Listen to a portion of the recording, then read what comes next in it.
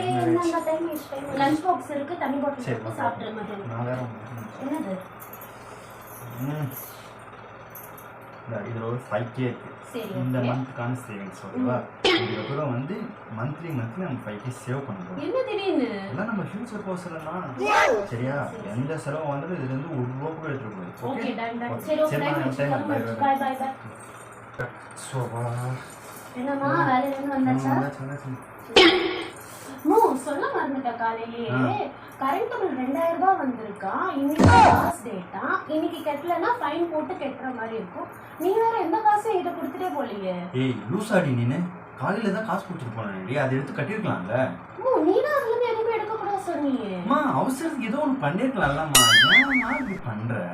சரி நான் அப்பா கிட்ட சொல்லி கட்ட போ சொல்றேன். போ ஃபர்ஸ்ட் போய் கட்ட சொல்லாத. ஃபைன் போட்டு The next day. அம்மா கேபிள்காரன் வந்திருக்கான். அவனுக்கு போன மாசம் பாக்கியோட இந்த மாசம் 500 ரூபாய் கொடுக்கணும். சரி. சாயந்தரம் பால்கார வேற வருவான். அவனுக்கு வேற காசு கொடுக்கணும். அப்படியா? ஏய் நான் தான் உங்ககிட்ட நேத்து காசு கொடுத்தல, அதுல இருந்து எடுத்து கொடுக்க வேண்டியதானே? அப்படியா? சரி. A few moments later. அம்மா மல்லிகை சாமான் வேற வீட்டுல எதுவுமே இல்ல. சாயங்காலம் போய் வாங்கலான்னு இருக்கேன். அப்படியா? நல்ல விஷயம் தான், போய் வாங்க. காசு அதான் நான் உங்ககிட்ட கொடுத்துருக்கேன்ல. எது? 5000 ரூபாவா? சரி. The next day. அம்மா இது பொண்ணு கல்யாணம். சந்தோஷமா போயிட்டு வரவா? போயிட்டு வரேன். ட்ரெஸ் வேணுமே. சரிம்மா இதோ இந்த ட்ரெஸ் நல்லா இருக்கா?